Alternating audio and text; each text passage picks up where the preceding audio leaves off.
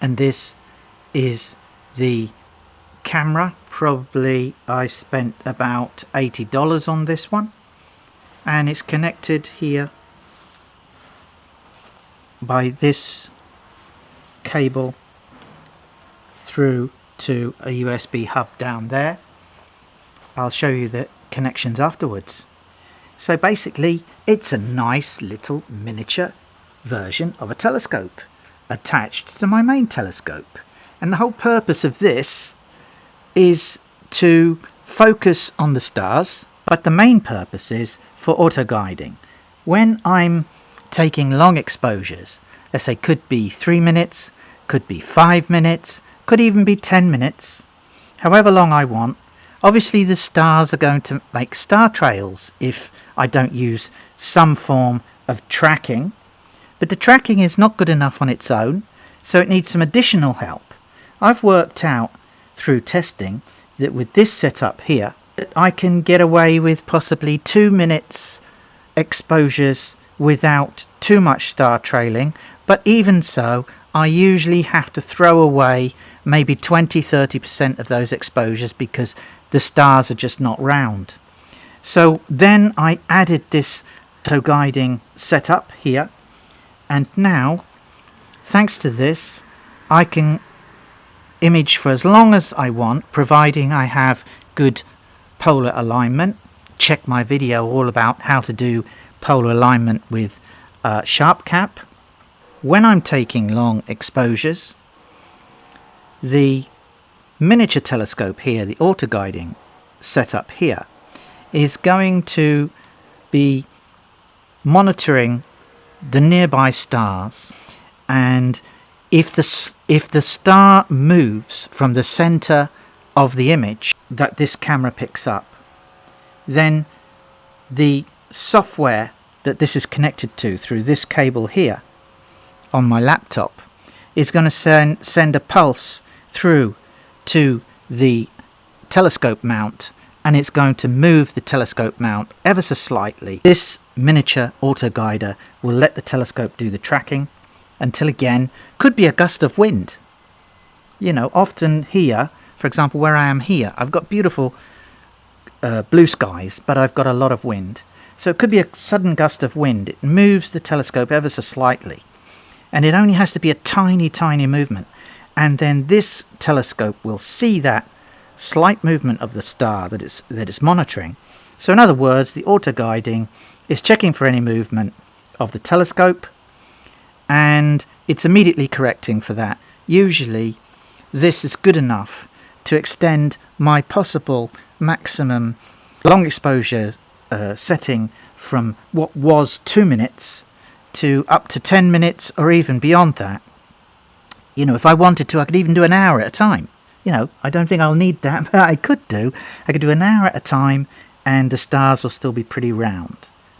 So that's basically how this auto guiding system works. I'm going to tell you in a moment about PhD2, which is the software that this auto guiding system is connected to. So as soon as I switched to auto guiding, it's totally taken my astrophotography to a different level.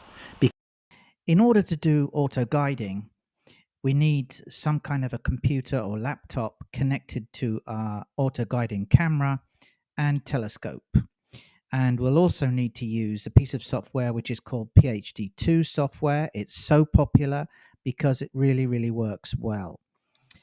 Okay, first of all, you'll need to find the USB ports on your laptop, and one of those USB ports needs to be connected directly to your telescope mount.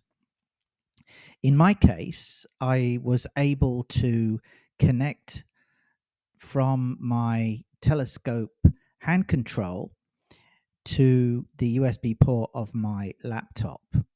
You'll need also to connect the auto guiding camera to your laptop via a USB port. This will be the video input to the PhD software, and this will indicate to the PhD2 software if there's any movement in the stars in other words, any movement in your telescope. When you first open PHD2, you'll get this first light wizard or new profile wizard, and just follow the steps to set up your equipment. Okay, first you'll select your guide camera. You can check from the drop down here which is. So you'll go through this and set up your equipment following the instructions. And once you have done that, what you'll do is you'll come down here to this USB plug thing. It says connect to equipment, and this box will come up. Your camera's mount and your equipment should all be listed here, and then you'll just click on connect all. Once you are connected, then you'll want to calibrate. Assuming you haven't used PHD2 before or set automatically restore calibration, as soon as you try to do some guiding, you'll be prompted to do a calibration. And the first thing you'll need to do is set your telescope to point to somewhere in the sky, but it must be at least 30 degrees away from the celestial pole area.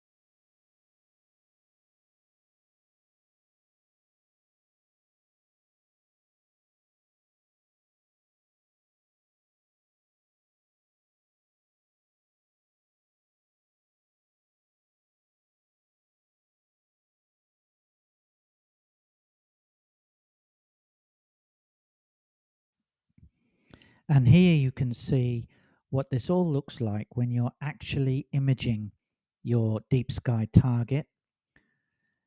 And the program I'm using here is APT, which is Astrophotography tool.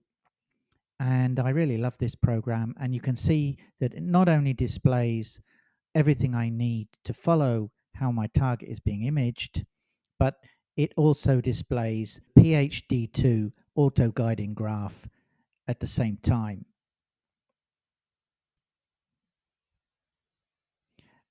As I'm imaging, the monitored star or stars are being held in the same position. This auto guiding setup ensures that I can image for long exposures of up to 10 minutes or even beyond and get minimal star trails.